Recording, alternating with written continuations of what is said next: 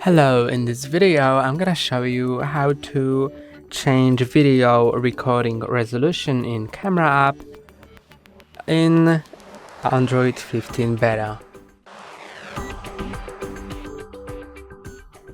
Android 15 beta changes camera app layout a little bit, so I'm gonna show you how to use it. Open camera app, and here you have a switch between photo modes, because when I'm in photo modes, these all modes are photo modes, and camera mode, and then these all are camera modes.